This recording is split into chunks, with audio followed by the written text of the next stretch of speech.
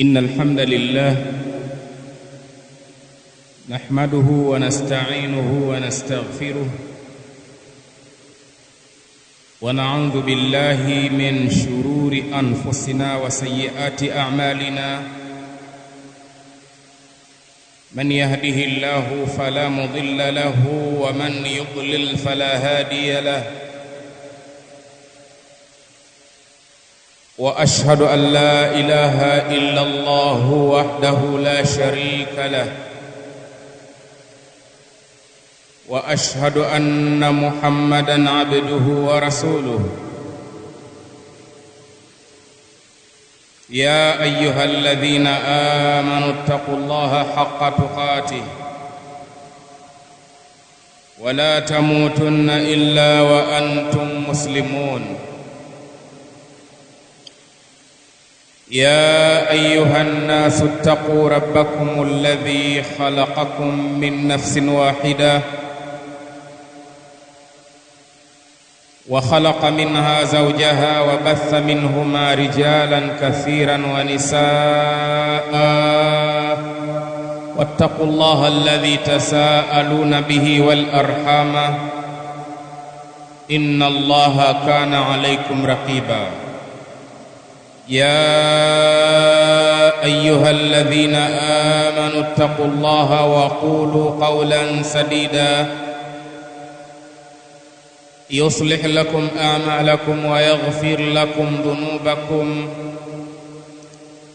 ومن يطع الله ورسوله فقد فاز فوزا عظيما أما بعد فإن أحسن الحديث كتاب الله وخير الهدي هدي محمد صلى الله عليه وسلم وشر الأمور محدثاتها وكل محدثة بدعة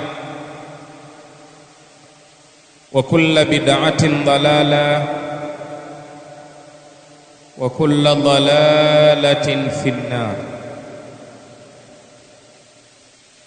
Ndugu zangu katika imani, katika hutuba hii napenda ukumbusho wangu ugusie au uhusiane na jambo ambalo ni lengo la ibada tunazozifanya. Sisi hatutakiwi kufanya ibada kama kitu tulichokikuta watu wanafanya na sisi tukajiunga katika mkumbo ule. Hapana. Tukifanya hivyo ikawa tumeishia katika mtazamo huo, hatutakuwa tumepatia. Ibada tuifanye kama alivyoelezea Allah tabaraka wa taala katika kile kisa cha Nabii Musa alayhi salam. Allah tabaraka wa taala alipowaondoa wana wa Israeli akawanusuru dhidi ya Farao, wakaondoka Misri, wakawa wameingia jangwani wanatangatanga huko. Allah tabaraka wa taala alimtaka Nabii Musa alayhi salam yeye tu, Haruni abaki kule na watu wake wana wa Israeli.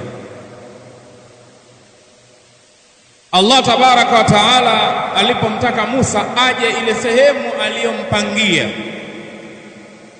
katika mlima Turi kule,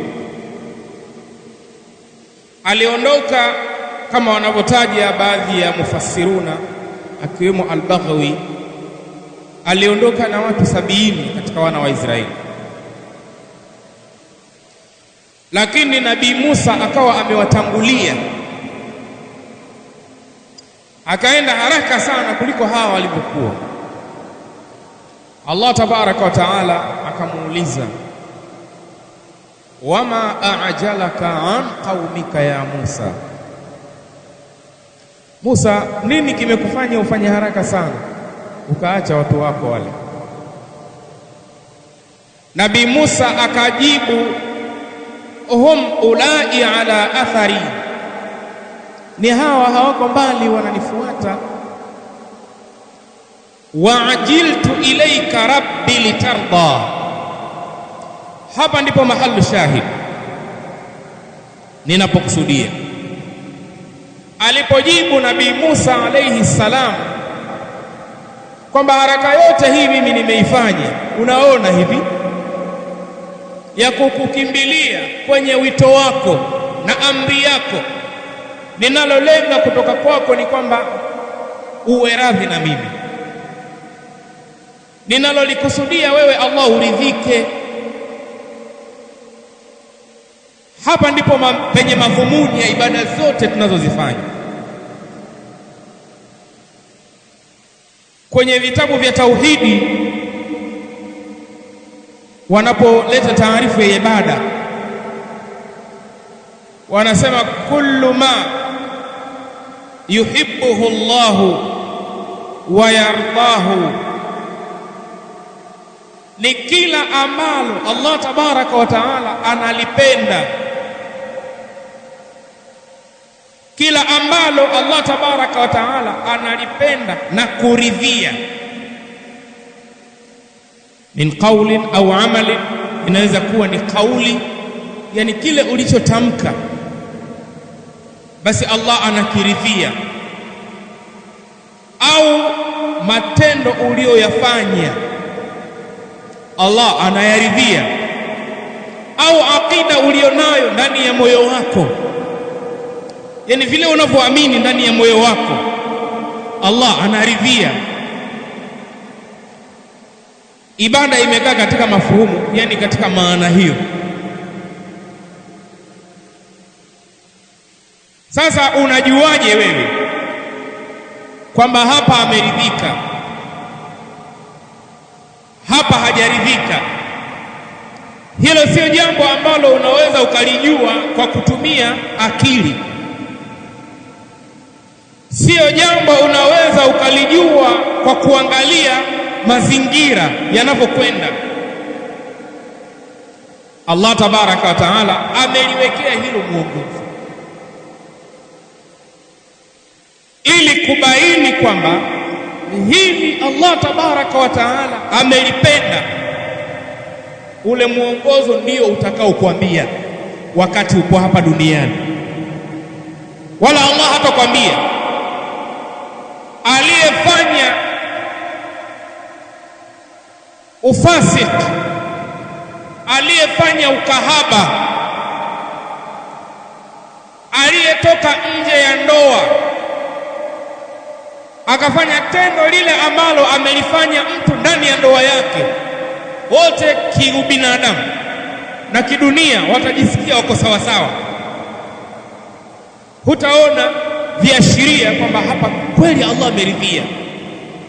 Nyinyi mtakuwa mpo sawa sawa kidunia,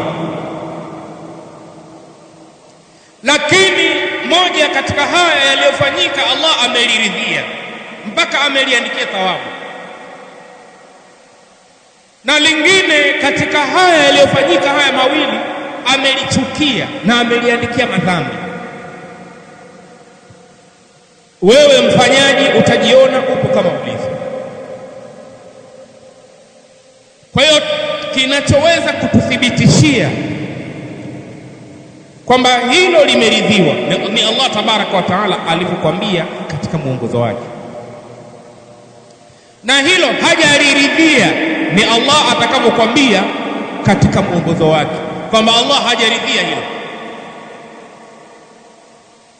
Allah tabaraka wa taala, unazisoma hizi aya, ziko nyingi katika Qur'an.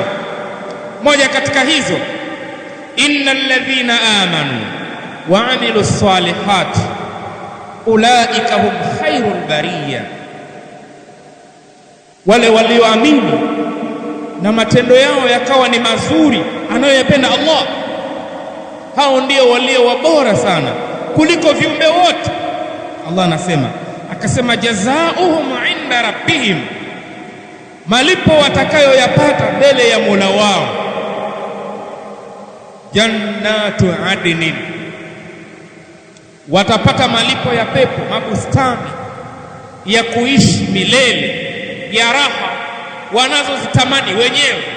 Tajiri min tahtiha al-anhar, pepo zinapita mito mizuri ya maziwa, ya asali, ya pombe, maji na mengine ambayo leo hujaweza kuyawazia katika kichwa chako. Khalidina fiha abada, watakaa milele humo, hawatoki kabisa. Akasema radhiyallahu anhu, hao ni watu Allah amewaridhia. Waradu anhu, na wao wamemridhia Mola wao, yani kile alichowapa Mola wao wamekipenda sana, hawakukubali kukiacha. Kwa sifa yao hiyo Allah akawaridhia wao, akawapa pepo hii ambayo ndio maisha yenyewe sasa yaliyokusudiwa katika kuumbwa kwetu, na sio dunia. Dunia ni mahali patabu tu, lakini hapa ndipo penyewe. Panapatikana vipi? Ni wewe kuhakikisha umefanya jambo ambalo Allah Mola wako anaridhia. Unajuaje kwamba ameridhia? Ni kuhakikisha unalifanya kwa mujibu wa kitabu kinavyokuongoza, na ni jambo limewashinda watu wengi duniani, sio tu sasa hivi, duniani. Allah amewatahini watu katika kuwaumba. Huu ni mtihani wake, kama alivyosema inna khalaqna al-insana min nutfatin amshajin nabtalihi, tumemuumba mwanadamu kwa maji ya uzazi yaliyochanganyika, tumtie mtihani wetu. Unaweza ukadhania unaishi bila kuwa upo ndani ya mtihani wa Allah, na hilo ni kosa kubwa sana. Huwezi kufikia malengo ya kumridhisha Allah akaridhika unapoishi bila kujua kwamba mimi nimetahiniwa na Allah katika dunia hii. Ukielezea kutahiniwa kama ni kitu historia unachokielezea kwa waliotangulia, ukaelezea wale labda manabii waliotangulia, ukaelezea kipindi cha maswahaba, ikawa wao umejisahau, kosa lingine. Kwa sababu kila wakati dunia hii inaishi watu wake. Wao kama alivyosema Allah, tilka ummatun qad khalat, hao ni watu tayari wamekushapita.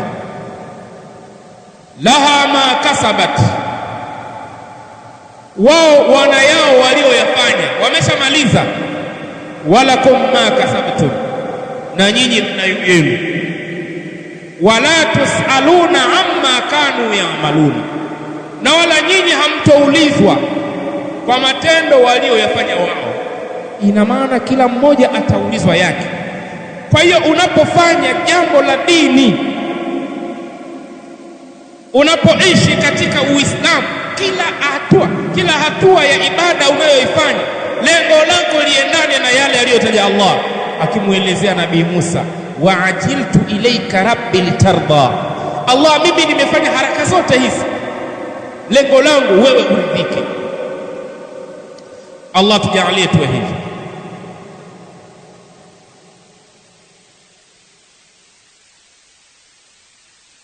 Alhamdulillah wassalatu wassalamu ala rasulillah wa ala alihi wa ashabihi ajma'in, wa ashhadu an la ilaha illa Allah wahdahu la sharika lah, wa ashhadu anna Muhammadan abduhu wa rasuluhu, amma ba'd. Ndugu zangu katika imani, unaweza kutafuta kujua inavyokuwa mtu anavyotakiwa awe, ili awe kweli yeye anatafuta kumridhisha Mola wake, kupitia wale ambao waliotutangulia. Jiulize kilichompelekea Abu Bakar as-Siddiq radhiyallahu anhu na Zaid ibn Thabit radhiyallahu anhu aogope kuandika Qur'ani kwenye msahafu, hali ya kuwa Qur'ani Allah ameita ni kitabu katika aya nyingi sana, ziko wazi, kila anayesoma Qur'ani anazikuta. Tena mwanzo katika Bakara ukisoma tu dhalika alkitabu. Kilichomfanya Abu Bakari aogope kuiandika iwe ni kitabu rasmi, yeye alirudisha jambo kwa Mtume Muhammad sallallahu alaihi wasallam. Anamuuliza Umar, anamwambia kaifa taf'alu shay'an lam yaf'alhu rasulullah, iweje ufanye jambo ambalo mtume wako Muhammad hajalifanya? Sasa angalia maslahi ya kuiandika Qur'ani kwenye kitabu, na Umar ashamwambia wale waliohifadhi Qur'ani wanakufa, wakishapigwa kule, wakishauawa kwenye vita ndo wameondoka. Qur'ani ipo kwenye vichwa vyao, kwenye moyo wao, wanaondoka nayo. Huku nyuma kizazi kinachokuja hakina Qur'ani, tunafanyaje? Ina maana Qur'ani itafutika. Lakini Abu Bakari hajamuelewa mapema, Umar hajamuelewa. Yani Abu Bakari hajamuelewa Umar mwanzo, akamwambia hapana. Abu Bakari amekaa katika msingi kwamba hili mimi nikilifanya wakati Mtume sallallahu alaihi wasallam hajalifanya, kweli Allah ataniridhia? Si atanizingatia mimi nimezua? Na hilo ni kosa kwangu. Lakini Umar akamsisitiza maslahi ni kubaki kitabu cha Allah, na madhara yake ni kwamba kitabu kitafutika. Sawa, tukisema tukubaliane tusiandike. Sasa chukulia hawa wote waliohifadhi, hawa waliowahifadhisha hawajahifadhi yote, aya zinapotea. Baada ya miaka 200 300 hakuna Qur'an duniani. Itakuwaje Umar? Abu Bakar mwisho akakubali, lakini Qur'an imeshaashiriwa kwenye kitabu. Hapa mtu anaogopa, anaweza afanye jambo zito la ndani ya Uislamu, yani alifanya jambo kwa kuwakilisha Uislamu, lakini ni jambo ambalo Allah hajaridhia. Lakini leo wewe ukiambiwa, hakuna atakayeambiwa jambo hili leo akaliona kwamba ni jambo lina matatizo. Hili linatoa picha kwamba kumbe ndivyo tunavyotakiwa tuwe tunapofanya jambo la kiibada, ikae katika sura hii. Leo utashangaa watu wanaenda kuhiji, wameondoka na pesa nyingi wamezitumia, wanaenda kuhiji, anafanya tawafu, anajirekodi huko. Yani tawafu ile ambayo ni ibada pale, anazunguka anajirekodi na anarekodi watu wengine, anazunguka pale Al-Kaaba, anarusha, nipo kwenye hapo, ndo anafanya tawafu hapo mke wangu, au Aisha ndo anafanya tawafu hapo mwenzio, wewe hujafika huko. Leo ndo tupo hivyo, ni vitu vya kawaida tu, yani havishangazi. Leo watu wameenda makaburini, mahali ambapo Mtume ametuhimiza tupate darasa pale, tupate mazingatio, lakini watu wakalifanya kaburi liwe kama chumba cha kulala mtu.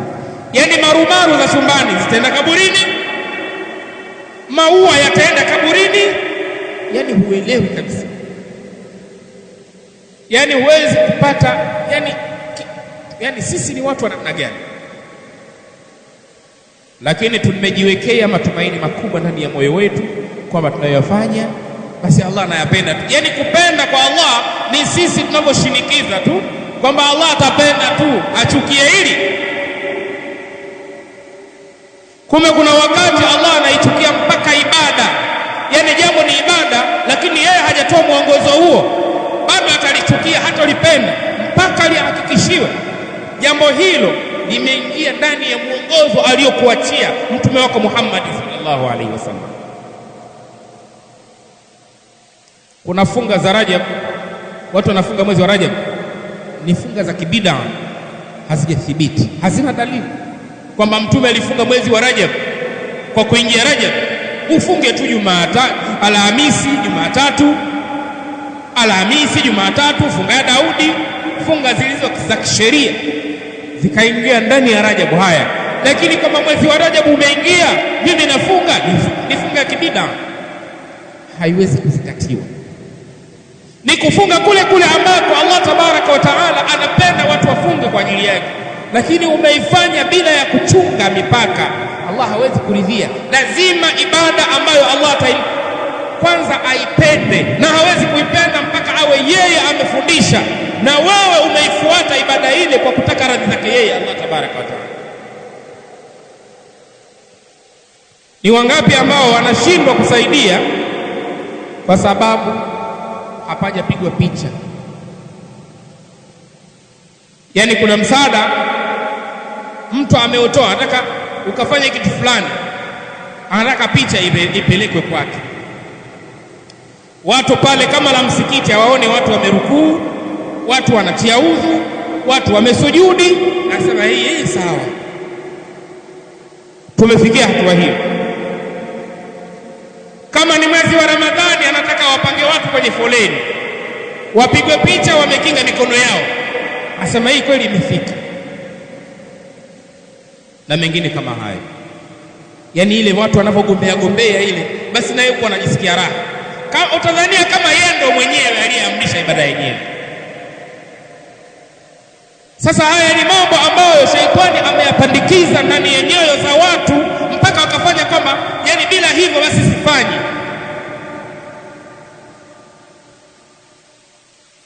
Lakini mtu huyo